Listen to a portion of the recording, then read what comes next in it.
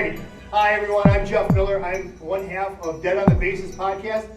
As you all know, Tiffany Shepis is a modern-day horror icon known for her captivating performances in a wide array of horror films.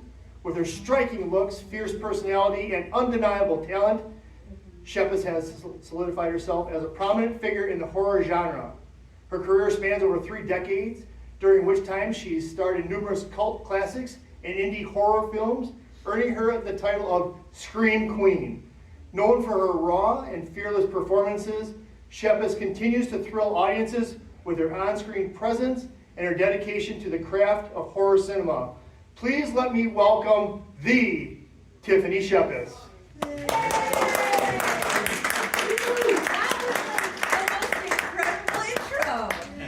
Oh my God, and I'm sorry I'm late, and a bunch of people left, and that sucks, but I had to talk to the Buffalo Bill guy, and I'll tell you guys why in a minute. All right. What's up? Welcome. Hi, Horror Realm.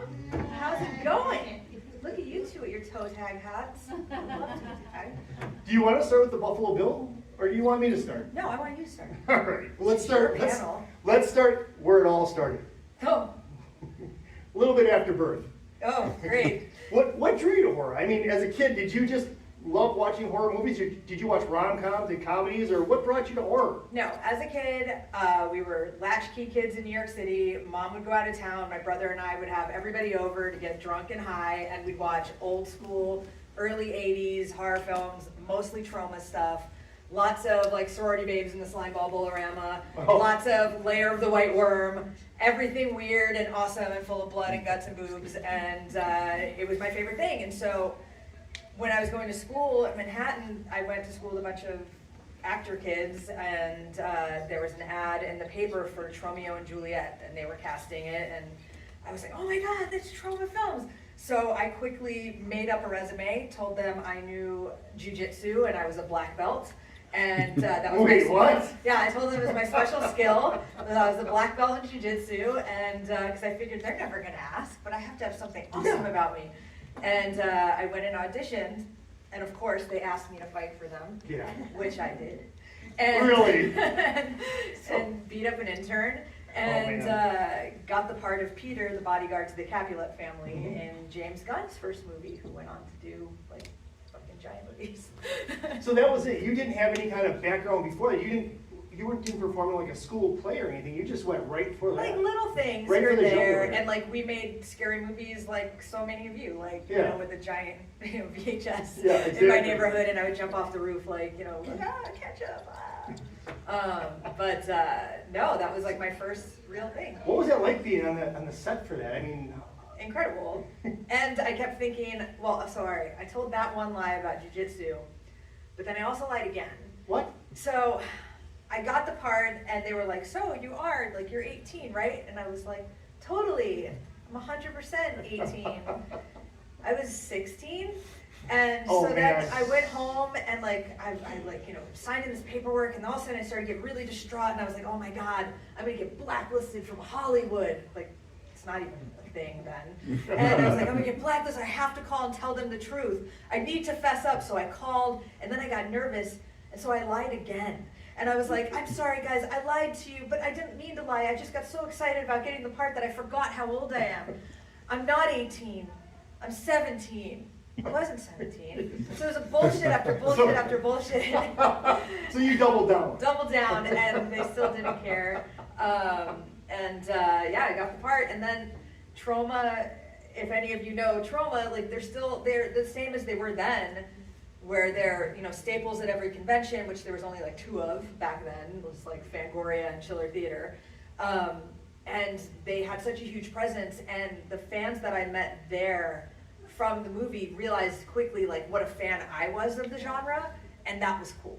So it was like, oh, we're gonna support her because she's one of us. And it was true. I was just as geeked out to meet and sit next to Linnea Quigley as you were there to come and meet me and her. So I think they were just like, we gotta support her. That's what I was gonna ask you. I mean, being that young, what was it like going to those cons then? Crazy. Did you look towards others like for guidance, or did you just sit behind the table and go, all right, bring it on? No, I was a 6-year-old badass. I was like, I'm supposed to be here. Fuck you, Kane Hodder. You know? But what's interesting about it is like I was so young doing those, and then I kind of felt like everybody was the same age as me, even though nobody was. No. So I was always like, God, you know, why are they getting such bigger parts? Or why are they doing this? It's like, oh, because they've been at this 20 years longer.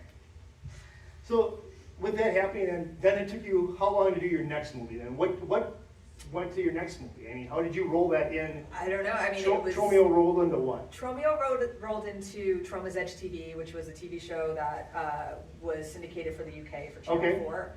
And we shot it here, and that became pretty popular. And then I think maybe The Scarecrow for the Sci-Fi Channel, which is like kind of made people pretty excited about my stuff.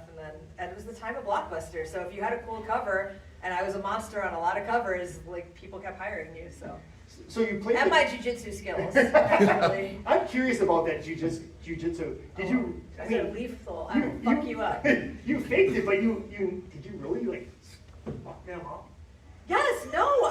You really kicked her and all that. I mean, yeah. I fought an intern, and then there was a tragic accident on Tromeo and Juliet and this had nothing to do with my fake jujitsu skills. This was a stunt gone like terribly wrong. Stevie Blackheart was in the movie, and we have this big fight scene between the Capulet and the Montagues. Thank you. And in all practices, we practice with me in sneakers. So I'm kicking this dude to the face, but then in the scene, I'm wearing like big spiked stilettos. So the distance was off, and I kicked Stevie Blackheart right through the bottom of his lip. And he's a badass and a trooper. He did have to go to the hospital, and he didn't hate me forever. But it just indicative of like stunts could just go wrong on anything, right? Shit happens, but also being very young probably didn't help. Being young, being really overzealous, like I need to make this kid look fucking amazing, you know. And I guess it did look amazing because it was real. Yeah, it was working with Troma and then continuing working on to other movies like The Scarecrow and really bad stuff like Death Factory, but somehow people seem to dig it. Yeah. Did you watch those? Do you watch these movies when they're done? I mean, my movies? Yeah. No, they're garbage. Idiot. No. Come right at me on that. No. But you have to watch something, right? Of course. No, some of them, I think I always knew right away when we're making it, is it something that's going to be cool or not? Okay. Like, you know, when I made a movie called The Hazing that I was so excited when we were on the set. You know, and if you haven't seen it, spoiler alert, but it's really cool. I kill Brad Dourif and then get possessed by him, and it's awesome. But when we're filming that, like I knew right away this is going to be cool. Okay. You know, when we filmed Death Factory, I knew right away this is going to be garbage. I gotcha. You know, but then it also surprised me, and it's sort of like indicative of our genre, is that, you know, all of us are fans of the genre as a whole, but all of us are fans of different subgenres of it, right? Like my husband is only into like smart horror, you know, it's like he finds like 80s stuff like schlocky and not as like interesting as maybe like, you know, like some psychological stuff, right? Where I'm like the cornier the better and the more over the top and the more blood, but it's like we all like the same thing, so it's kind of weird, right? So even if like a movie like Death Factory, which I thought was absolutely terribly horrible, it had like 9 re-releases. And people love it, and people come to me and they're like, oh my God, this is the reason, this is not always smart, but like, this is the reason why I wanted to make movies, because I saw how bad this was, and I knew I could make something better. But it's like what turned them on to indie film. Sure. So it's like, you know, one man's trash is somebody's treasure. Just like in everything, right? I mean, so just to finish that thought right there, so would you say The Hazing is your most favorite of the movies that you've made, or what? Oh, geez, I don't know. Well, The Hazing's really great. I love Victor Crowley. Thought Victor Crowley. I just saw Victor Crowley, by the way. Victor Crowley's really cool. I love Deathstember, even though it's an anthology. I do think our part is the best, and that's true. Tales of Halloween's really cool. You know, it just depends. Like they're all like kind of different. Frankenstein Syndrome's awesome. Let me ask you about Tales of Halloween. You got a chance to work with your daughter in that. I did. That- Yeah, she killed me, that punk. Terrible. How was that, being the mom, and now you have your daughter? Did you like give her a lot of direction, or did you help her through that, or did she pull it out herself? We thought we would have to help her through it, Yeah. and she was just really naturally good. And even the director was like, she's just like really striking to watch on camera, and she's just really charismatic even when doing nothing. So Yeah. she just had that thing, and we're like, oh dang it, like now she's gonna want to be an actor. Like, no, don't do it. Thankfully, she's not an actor. All right. But she was really good at it, and it was really cool to work with her on that. It was a lot of fun. Was she a mini Tiffany? Would you say she was a mini Tiffany when it came to that movie? Yeah. She just owned it? For sure. She's awesome. And she probably lied and said she knew jujitsu too. And then she was 18. Yeah, she's 100%. Oh, like, we know your mom. Anyway, well, let's talk about the Fangoria. When you got in that magazine for the first time, what was that like? Oh, geez. Well, Growing up, probably. so I don't remember the first time I was in Fango, but I remember the first time they did like a big spread on me, and it was called a Wolf and Shepis Clothing. And it was like a 9-page spread on my career, and it was sort of one of those things that was like I said, like I'd been making these movies, doing these shows since I was 15, 16 years old, yet I never had like the big movie, right? Like I never had the Friday the 13th, you know, that everybody that came to me came to see. Sure. So getting in that and having like kind of this retrospect was like, oh yes, this is awesome. Now I'm finally gonna get that big franchise movie. Spoiler, I never got it, just so you guys know. Not pissed at all. There's time. There's time, that's right. Yeah, it's incredible. It's the same thing. It's like I said, like when the first time I did a convention with somebody like David Naughton, I was like, oh my God, it's American Werewolf in London. This is so cool. And like we're having dinner and hanging out. You know, it's the same vibe, right? It's like these were the people I grew up watching. It was the magazine I grew up reading, and then, you know, you're in it. Be honest, did you buy a bunch of copies and give them out to your friends and family? No, I sold them. I bought a bunch of copies and I'll sell it to you for $20. Did they get a signature too? Not free. So we brought up Victor Crowley and Fangoria, so let's tie everything together. You were doing a podcast with Kane Hodder and with Felissa Rose. Yep. Now the last one I had on there is like 2021. Is there any more coming up, or can you talk a little bit about that? Funny that you mention it, Jeff, because we just relaunched Casualty Friday. And as a matter of fact, the second episode just premiered today. Oh, really? So anywhere that you listen to podcasts, iTunes, Spotify, whatever, it's called Casualty Friday. It's hosted by me, Kane Hodder, Felissa Rose, and it's super fun. It's really just like an insider's look to indie movies, horror movies, stunts. Like we talk about other types of random things, like weird jobs that we had before we were actors, which, believe it or not, I had a couple, even though I was 15, because I lied for those too. So there's just like a lot of like insider baseball to the show. And then the seasons before, the reason why we stopped is like it was with Fangoria, and then Fangoria got new owners, so we left, and now we rebranded it ourselves. Nice. And it's really cool, so we'll have guests on and stuff like that. And, there's going to be fan segments. We already have a thing where it's askcasualtyfriday@gmail.com, so you can write in any questions you want. We'll give you really bad advice. So it's a good time, and there's going to be contests where we're also talking to fans about where their favorite haunted area is in their city, and if we get the most votes on certain ones, we'll go do a live show from there. So right now it's looking like Buckout Road, somewhere in New York State. But if you think your town is the most haunted and you want to hang out with me, Kane Hodder, and Felissa Rose for the weekend, write us and tell us why we should come. I'm still writing into you because in Muskego, Wisconsin, we have Haunchyville. And I can tell you about that a little bit later on, but yes, it is haunted.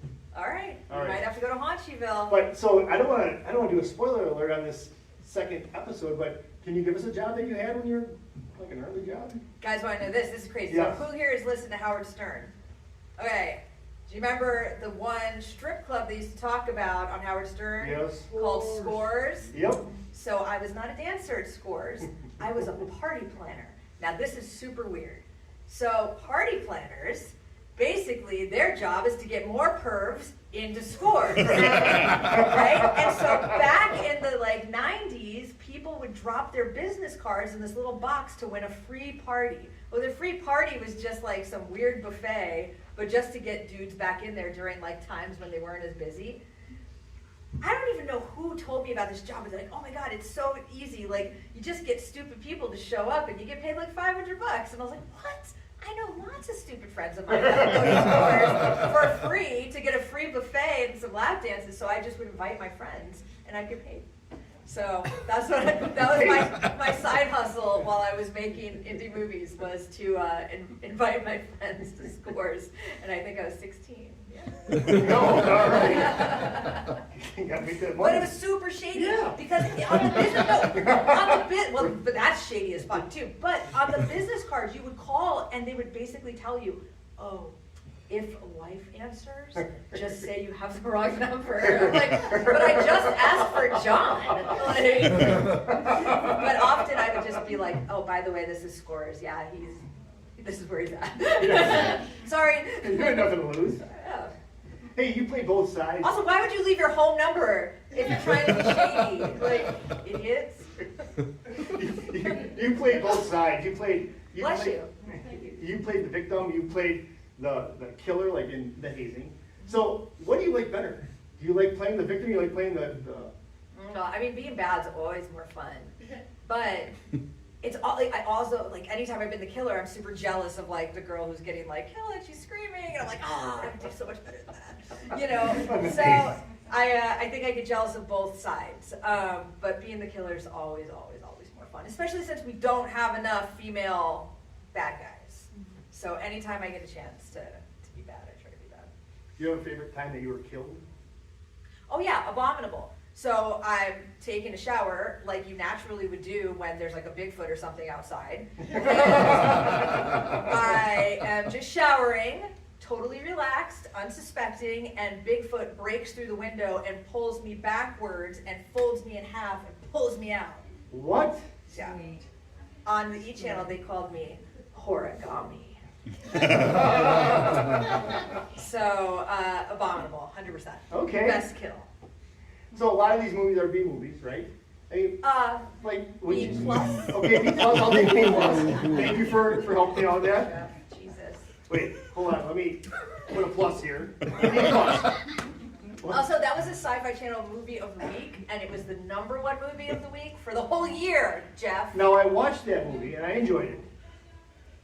I watched the shower part a little bit more, but that's fine. Hey, you want to know some trivia to that? Yes, I do. I love trivia. This is kind of creepy, but I'm sure not to some people it's a fetish, I guess. I was pregnant when I shot that. Really? Yep. And I hadn't told anybody yet. Wow. And I was like, oh my gosh, and so I was talking to some guys. I was like, so this rig, it looks pretty safe, right? Like, it's like totally safe, isn't it? And he goes, well, yeah, it'd be totally fine. I mean, unless somebody was like pregnant or something. I was like, oh. Get out of here. Is that what he said? Yeah, I swear. So I was like, well, how pregnant? And so then I had to tell him, and then we made sure it was safe, but they had to call like the stunt union. So for me, like I wasn't telling anyone yet, to like the entire set knowing, the stunt union knowing, SAG knowing, they had a person there to watch to make sure it was okay. Yeah. So. The part where they pull you out of the window. Yes. Wow. Not the showering. You're fine to shower pregnant. It's just the other part. Okay, good. So B plus movie. What's the hardest part about it?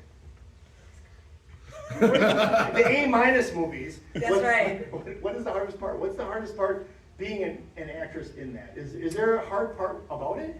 Yeah, because you're never in a condition that so for instance, like I made a movie called Bloody Murder 2, which is supposed to be a summer camp film, but because it's a A-minus movie, perfect. You don't have the money like big budget films do to be on a set or a soundstage or whatever, to be like climate controlled. So you're shooting there in the dead of winter because it's cheaper.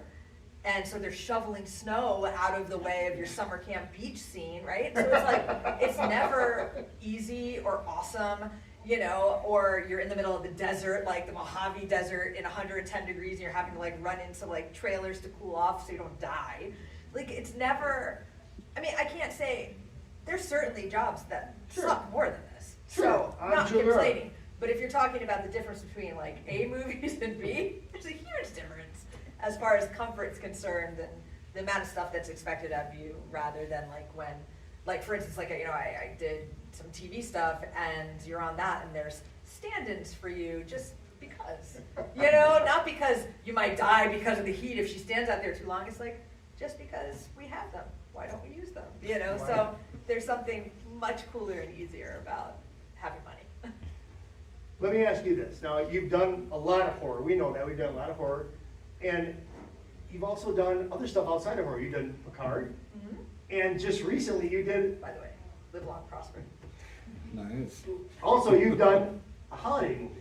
Yes. You did, it's called A Holiday Proposal Plan, and it was just this past year. What did you think of that? That's something you've always wanted to do, right? Yes, okay, so believe it or not, like my two things, it's Halloween and Christmas, and they're actually pretty equal on the bar with me. And I always wanted to make a cheesy, crazy, ridiculously over-the-top Christmas film. And Jake Helgren, this awesome director, what's awesome about him is he happens to be a super horror fan. And so he cast me in he directs tons of these movies. And he cast me in a thriller that he did for Lifetime. I can't remember what it's called right now. But when we were on it, I'm like, you make all these Christmas movies. He's like, oh my God, we make so many. And I was like, I'm dying to be in one. And he didn't believe me. And I was like, no, I swear to God. I was like, I'll be in any Christmas movie that you make. And all of a sudden he called me a couple months later. He's like, I have a part for you. And it couldn't have been more perfect.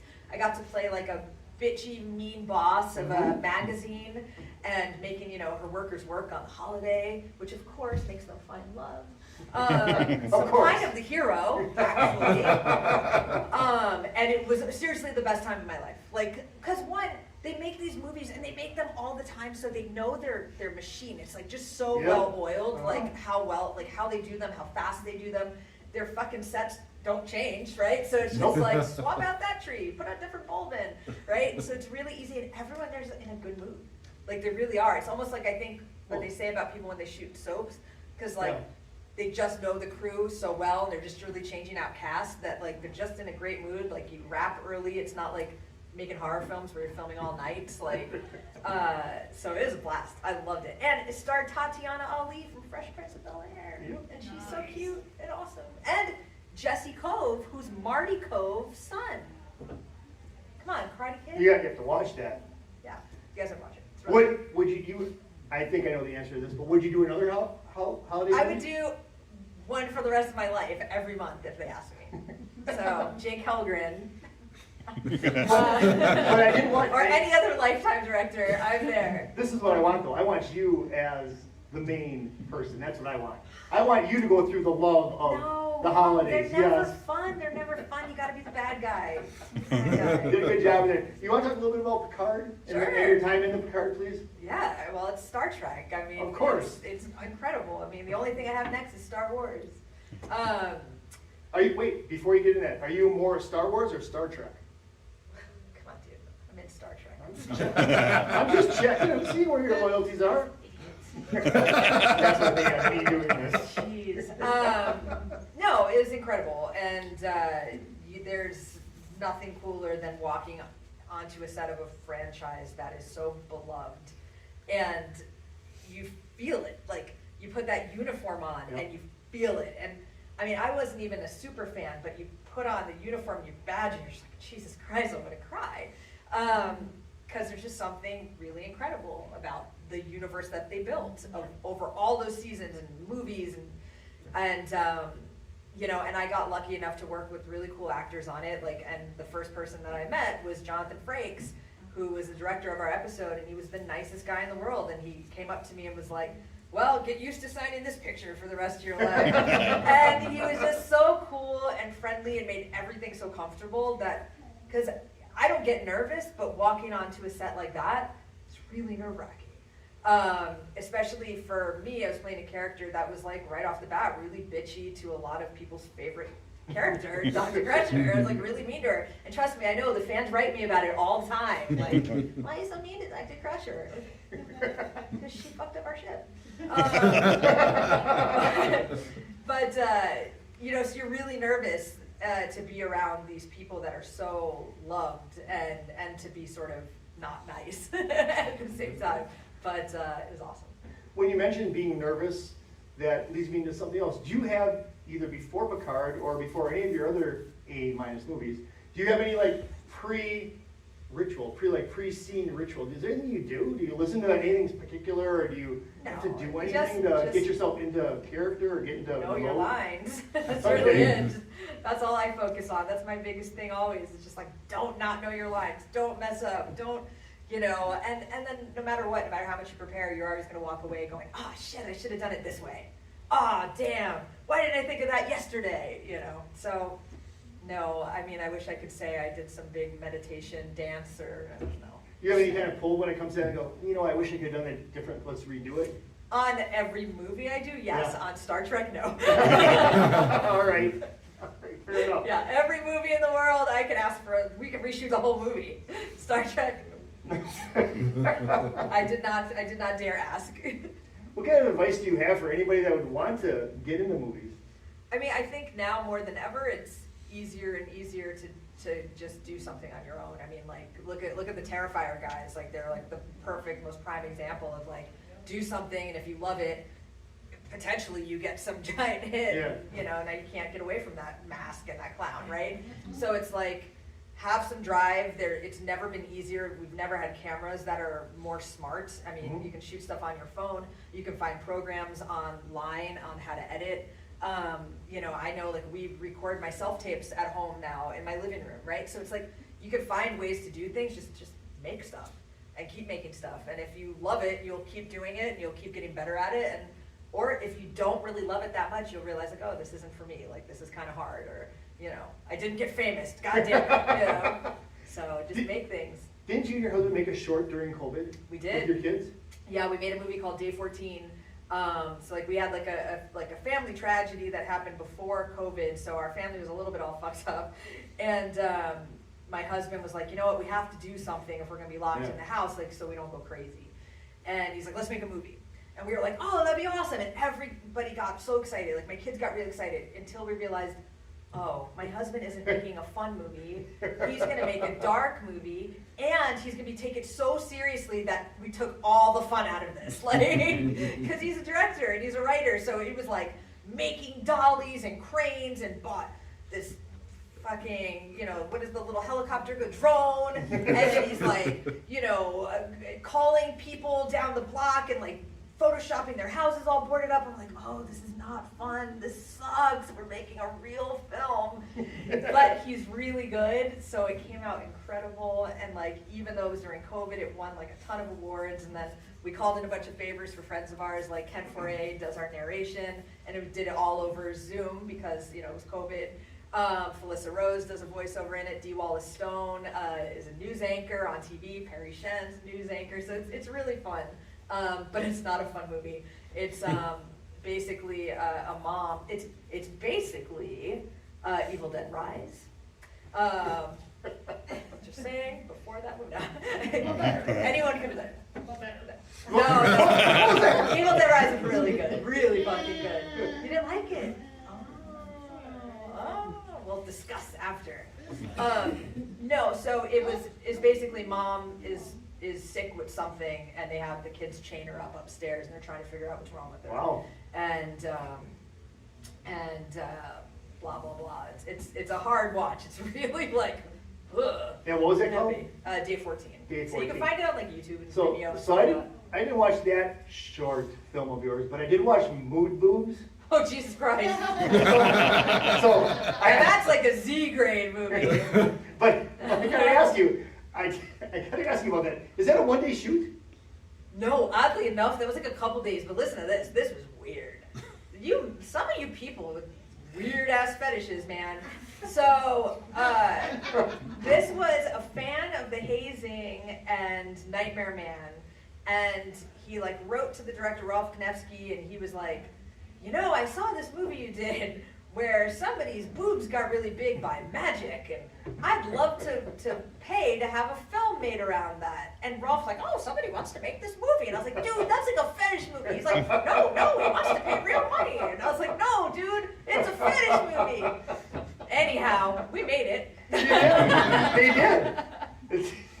But we were like, if we're gonna make it, we're gonna gonna really ruin this poor guy's like fetish because we're gonna try to make it good and funny rather than like. But it was funny. It really was. I mean, I didn't know what to expect, and I'm like, well, I better check this out.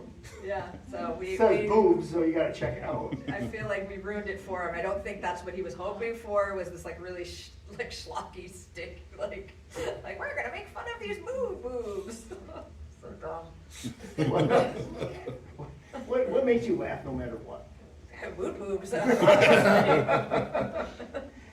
Is there anything you can walk into that just like, do you watch other type of movies? Do you go to a comedy or? Yeah, we watch all types of stuff. Right now I'm like addicted to Ted Lasso. Okay, very good. Yeah, like I love it. Like I was not on that trip when like people were like loving it, and I was like, I don't care about soccer. I'm not gonna watch that. And then the other night I couldn't sleep, and I've like now like 10 episodes a night, just obsessed. So yeah, we watch all types of things. Let's hear about Buffalo Bill's house. Oh my gosh, I'm so pissed. So when Buffalo Bill's house here in right outside of Pittsburgh, they were selling it where they filmed parts of the movie. And I asked Rich Dalzado, who runs this convention, I was like, look, my husband and I always wanted to buy a weird little house. I want to buy this place. Can you go look at it for me?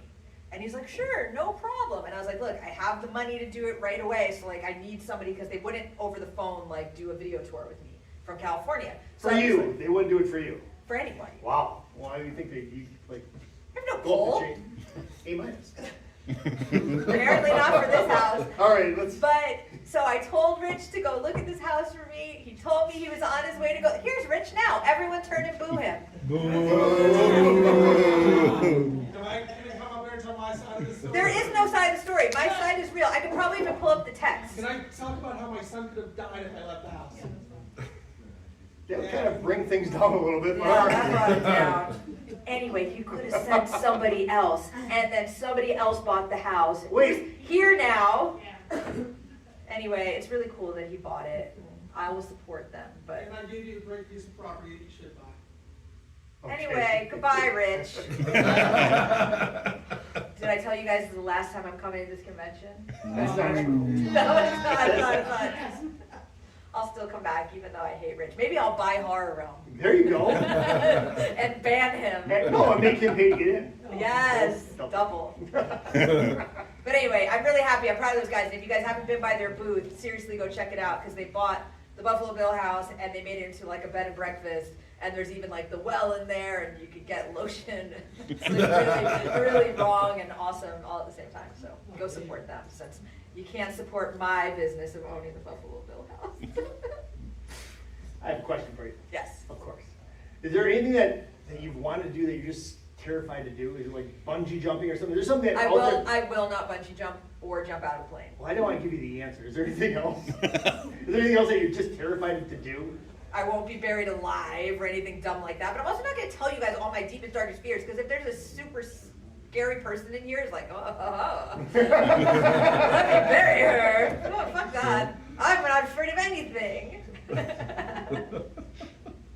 How about you? Me? He's scared of everything. And actually, Tim and I do a podcast. It's called Dead on the Bases.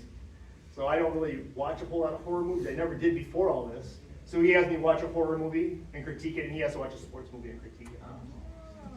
What about you? Do you have any nicknames growing up? Did you have any kind of nicknames? Did anybody call you anything else? No. Nothing that. No. No. No. Hey, so let's wrap this up. We can do that. Absolutely. Well, I guess I did really good. I went from an A- to probably. No, you did good. All right, no. Anyways, there's got to be some questions out here. Somebody has some questions for Tiffany. There we go. Perfect. Most bizarre convention story. Oh, geez. Thank you. Bizarre convention story. You know, to be honest, like, everyone's really cool. And that's not bullshit. Like everyone's really cool. So I don't often get super weirdos. Now, I did get a guy. Uh-oh. There we There's always that go. one. I did get a But guy once who, like, a lot of people, like, back, like, in, like, the early 2000s when we were making, like, a lot of these movies, instead of, like, perks, like now with Kickstarter, a lot of stuff was, like, you know, the first 100 people will get a signed blah, blah, blah, or, you know, they'll get a piece of, you know, wardrobe from a movie. And a guy came to me with like a booklet full of my outfits from different projects, and they were on like mannequins. Wow. Hanging out in his house. Just to know what? Huh? Just to know what? What? Maniac. So that was weird. That was a bizarre one. But of course I had to act like that's the coolest thing in the world. Maybe I'm like, don't kidnap me, don't kidnap me, don't kidnap me, don't kidnap me. But I'm like, oh my god, dude, this is awesome. How punk rock. You've got all these fucking cool things. Holy shit, he's fucking crazy. Next. Yeah. Does anybody else have one? Go Yeah. ahead. You love Christmas. What's your favorite Christmas movie? Oh, December that I star in. So. Okay. And Elf, because Elf everybody is- loves Elf. Solid. Except Kane Hodder. We found this out on the newest, I think, Casualty Friday, that Kane Hodder doesn't like Elf because he's like, I just don't think he's that funny. Really? I'm like, how can you not find Oh Will my Ferrell God. funny in that? He's hilarious. You don't either? Really? What? I am surprised. I'm not a fan either. The whole half of the room is divided. Wow. That is surprising, isn't it? Really? Wait, so wait, no, I have to know. Wait, what? How can you not like Elf? I don't like Will Ferrell. Just at all. And what about you in the back? I like James Caan. Okay. Okay, James Caan's funny in that. I like Christmas Vacation. Christmas Vacation Okay. is good. Solid. That's my favorite. But not Elf. Or what about Anchorman? You don't like I Anchorman? freaking love Anchorman. You guys, this is mind blowing. 60% of the time it works every time. Yes. Steve Carell was fantastic though. I agree. But no Will Ferrell? Wow. Oh, you guys are all Kane Hodderers. Oh, I call him the hater. Jesus. Oh, thanks. That went well. do you have a favorite actor or actress that you look like not up to? Will but like, Ferrell. Okay. All right. Fair enough. Fair enough. No. I used to really love Sherilyn Finn. I think Okay, she's yeah. Fucking great in everything she's ever in. Current? I don't know. I guess Will Ferrell's cool. I have to avenge his name for all you Yins Pittsburghers. What's the most spontaneous thing you've ever done? And you can't go back to Tromeo and Juliet where you BS'd about the jujitsu. Oh, jeez. I don't know. That's a terribly hard question. I did my job. Good job. Spontaneous and walking out of this panel. Oh, see, I kind of get this love-hate thing going on here, but I think it's all right. No, it's good. It's good. Well, if we don't have any more questions, I do have one more question. Yes. How about a scream? From a scream queen. How about let's hear it from you, because everyone's heard mine. Ready? Go. Well, Go. ah! Yes, everybody. All right, so Tiffany's going to be here all weekend. Make sure you stop by her, get an autograph, get a picture, Thank you. everything. Tiffany, thank you so much. Thank you. This was awesome. And And I will be here not all weekend. I leave Sunday, like kind of Oh. early, but I will be here all day tomorrow. Exactly, and make sure to check out Casualty Friday, right? Yes, Casualty Friday, second episode just dropped today, but you also don't have to listen to them in order. It doesn't ever matter. No. It's just us bullshitting, and we do talk a lot about Will Ferrell, and I'm now going to talk about all of you on the next episode, and the haters for Will Ferrell. Maybe we will get so much hate that we could get him on to avenge his name. There we go. You're gonna have to come on. You, especially in the back with that A's hat. You're gonna have to come on and talk shit to Will Ferrell. Thank you, Tiffany. Thanks, guys. Thank you.